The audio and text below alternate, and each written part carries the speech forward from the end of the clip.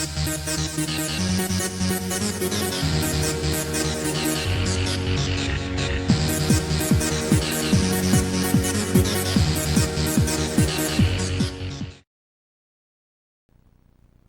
is Officer Chambers from STARS Bravo team. Please identify yourself. Is someone there? After the enormous success of the first 3 Resident Evil titles, Capcom obviously decided to make many sequels. The only problem is that the city in which there was the zombie T-virus had been destroyed, so further games couldn't rely on the city full of zombies stereotype. They had to take a different approach on the 4th game. But to fill the gap between this and the 4th game, they would need to make another game. This was Resident Evil 0. It surprisingly stuck with the roots of the series as a slight prequel to the first game. It takes place immediately before the first Resident Evil in another nearby mansion used as a research complex, but now also as a training area for Umbrella employees. The game has far superior graphics to the first game. Unfortunately, this somehow makes the game less scary than the original. The monsters move less scarily than their predecessors. The giant spiders from the first games are now fat, round, blue spiders that aren't even that intimidating.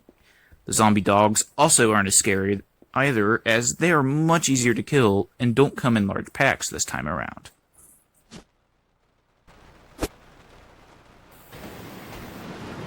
Though the game isn't as scary, it makes up for it with presentation.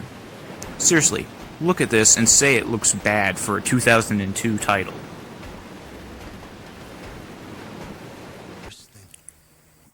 The sound effects are of the typical variety, and the music very much sets the mood. It's calm at save points, but frantic when there are monsters present. I honestly was scared more by the musical cues than the monsters themselves.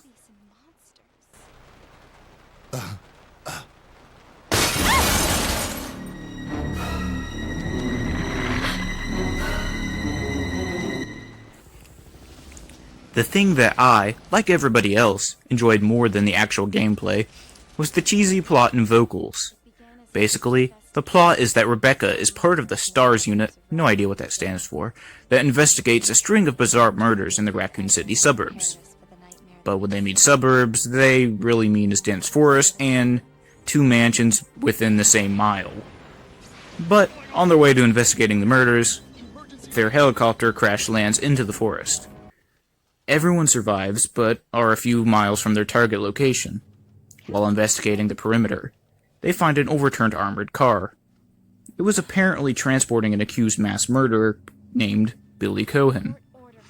Nearby the armored car, there is a train stopped in its tracks. Rebecca enters and finds their zombies aboard. She must team up with Billy in order to survive the horrors of the T-virus. Billy. Lieutenant Cohen. So, you seem to know me. Been fantasizing about me, have you?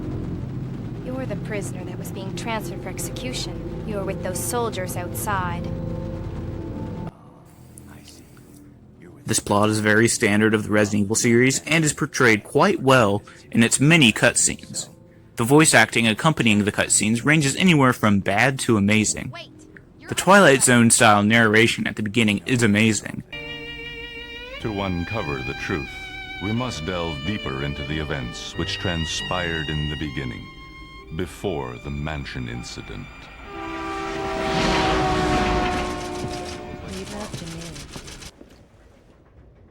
Though, the same cannot be said about the game's antagonist, whose lines are quite cheesy. The main characters and the monster noises are somewhere in the middle. They fit the character, but still feel like they're reading from a script. The same conflicting feelings can be applied to the gameplay as a whole. The game control is the same as its predecessor, but there are some additions to the original core gameplay. You play as both Billy and Rebecca at the same time. Sometimes the characters are separated, so they have to work with each other from a distance. For example, Rebecca fell through a hole in the floor and into a room below. The lock is jammed, so she needs help from Billy. Rebecca requires something slender and sharp to pick open the lock. Billy is given a key by Rebecca to get into a room that leads to the upper deck of the train car. up there, he finds an ice pick. But to get the ice pick back to the dumbwaiter to send it to Rebecca, he needs to first kill a giant crab monster and a few zombies that block the way. This is basically how the game plays about half of the time.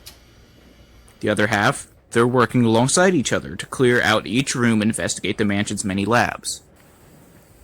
I wish the rest of the game was done this way, though it could take away some of the tediousness and general boringness related to the rest of the game. My final gripe about this game is the item management system. If your inventory is full, you cannot simply place them into a box that stores all of your items. Instead, you place them on the floor, but you can only carry so many at once and place so many in certain rooms. This means that you'll have to backtrack to every single room to find items you've set down. This is quite possibly the game's largest flaw. It makes it very tedious and almost unplayable at times. The game is overall not as good as the original trilogy, but it does have mediocre gameplay and nearly perfect presentation. I give it a total of 7 out of 10. It's above average, but by no means amazing.